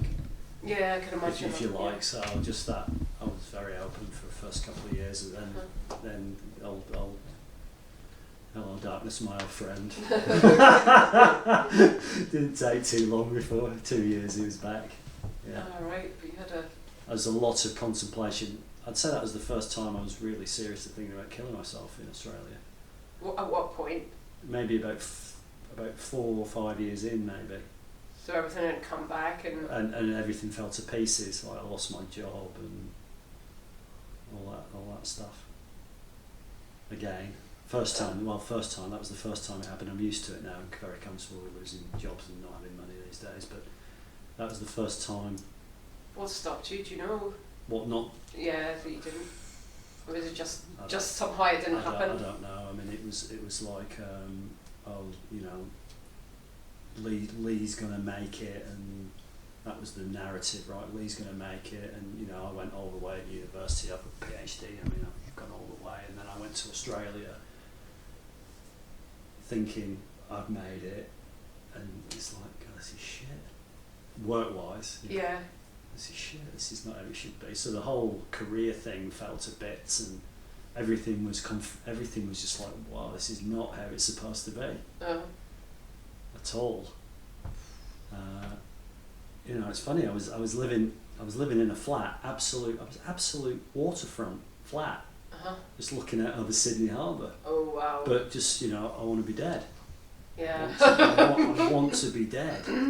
Such a shame. I think the city's full of people in that state. You know what I mean? It's Yeah. like got such income and they spend it all, and then they're miserable anyway. They just can't. Are you still in contact with people from that time? Yes, not many. Are they still going strong? Some of them, or In what sense? well, are they able to sustain that lifestyle? I think I was the only one Who was who going was at like it that. Yeah, I was the only one going at it like that. I mean, I met a few. Yeah. You know, I do have, yes, there's one or two, maybe. I had about 5 or 6 friends who were all into Armageddon. yeah. You know, they were all Armageddon fans. Chasing the dragon. And maybe 1 or 2 are still at it, maybe. But I'm not really in touch with that really anymore. I'm just amazed that some people can carry on doing it for so No, long. yeah, it's incredible, isn't it? Yeah. It's incredible just to be able to put that much substance inside the body.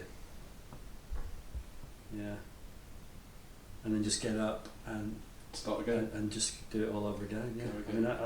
I mean, the thing is, sometimes I'd be getting home from a all night thing, and my alarm would be going off for work as I arrive back home. That's like, awful. I've got to go to work now. Doing like meetings and stuff like that with clients. That's horrendous. Yeah, it's like coming to a non-duality meeting. Mm. Yeah. But yeah, it's a nice country, Australia. Very out because it's an outdoor place, right? So it's very open. It's just very open, and everybody's very direct in a good way. There's no skirting around shit. We've all seen Crocodile Dundee. It's exactly like that. Yeah. That's not a knife. This is a knife.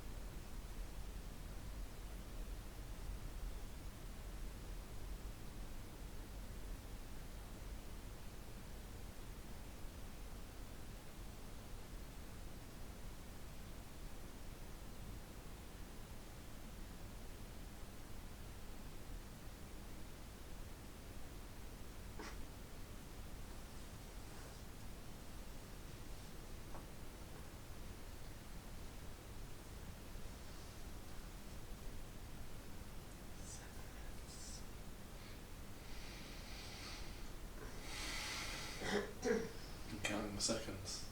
No, I can't see the seconds. no, I was really enjoying the silence. Well, kind of, but it's that sort of a word. You've been really quiet. You've been quite quiet. Yeah, I've been enjoying the silence. Well, have you? Yeah, sometimes you just do that. It's quite luxurious. Yeah. Come to a place, pay for entry to sit with like-minded people, and then just no one says anything. Yeah, I get that. It's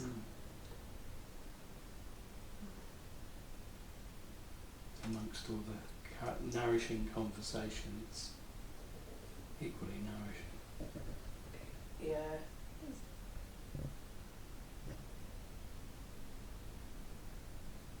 It almost feels like the silence is harder to come by, or I was going to say attain, harder to come by maybe. So when it descends, or when it arises, or where the fuck it comes from. Yeah. Yeah, it's nice to room the audience. Yeah.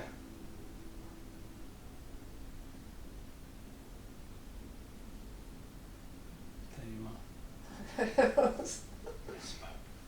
Yeah.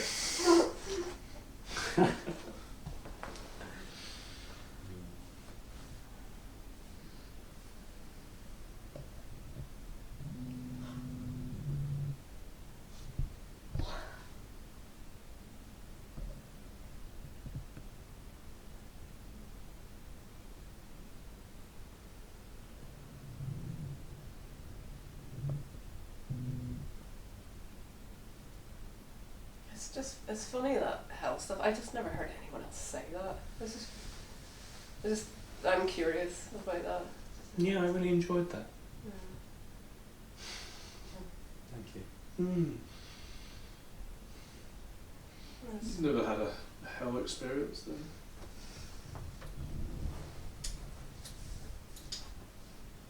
Not that I would characterise as being literally so. I've been in some hellish states of my own, probably mostly of my own doing. I can relate to a lot of the kind of living that you've detailed as well. But no, in the way that you're asking, no, it's not something that I feel like I have any point of reference for, and I found myself along the way, maybe I think being quite grateful for that, and yet I was uniquely intrigued.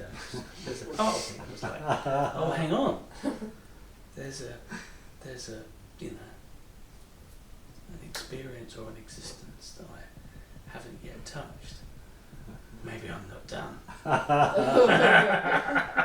After all. So yeah, that might be the big plot reveal from this evening. Let's see if we can summon something. Yeah.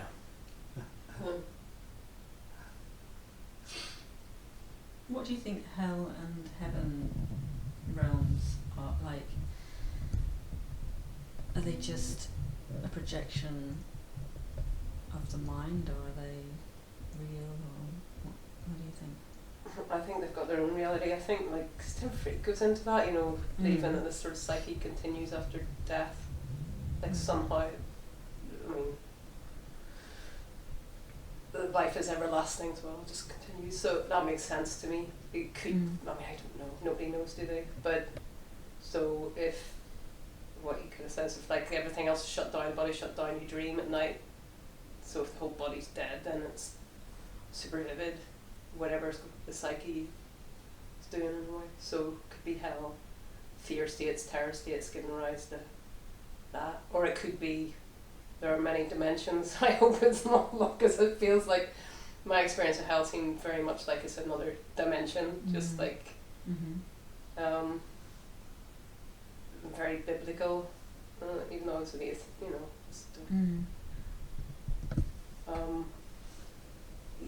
yeah, so it could be projection, but it's got some kind of shared reality as well. I don't know. It's it's kind of intriguing and unsettling in some ways if you think about it. I think if you think of like dying, and nobody wants to think that hell's a possibility. Mm. But it does seem like the more you're shut down, like heaven. I never had the hell experiences in the heaven, stuff like that until about 7 years after the shift, and it's like in the midst of really, really deep bliss states, it seems like everything's so shut down and you're breathing really slow, and it's like vividness. Well, you've had visions and stuff, but I suppose when you're home. But yours on like horror movie stuff. That's why it's fascinating. You sort of think it's more like, I don't know, The Omen and stuff like that. All these like movies that I never watched. Because I stopped watching horror movies when I was like a teenager because they disturbed me. The Omen's pretty grim. I mean, there was a thing about your description that I could. Does it relate to it? No, relate doesn't quite do it justice.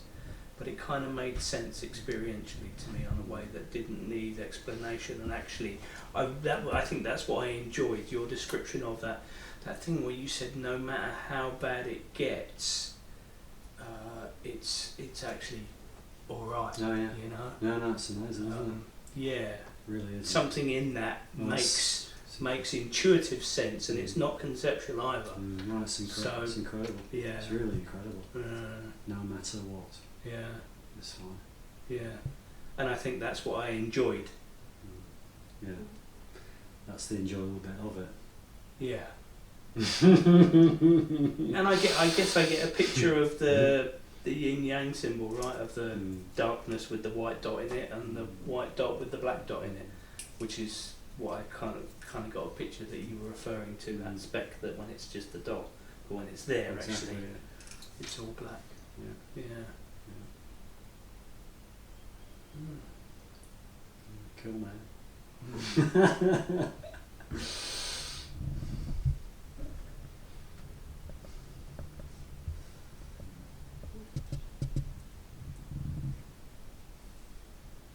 The psyche is supposed to. That's right. He believes the psyche has evolved to the point where it can survive death, but only for a limited time. I think that was the idea of Kubrick. Just like meta-consciousness has evolved, we are conscious of being conscious. Anyway, How does he define the psyche? Psyche, mind, thoughts, sensations. I mean, I don't know. You need to read his book. Yeah, I should read his book. Yeah, just all the, I suppose, emotions, everything. It's dreams, all psychological life. That's non-spatial, non-physical. I mean, it's that whole emergence problem, isn't it? Going from, how does matter think? How do we go from being physical to not necessarily if you're panpsychist, you believe it's there from the beginning, but he's got his own kind of evolutionary theory of. It's interesting. I mean, but nobody knows. Thank you all for coming. Thank you. No. Thank you. Thanks.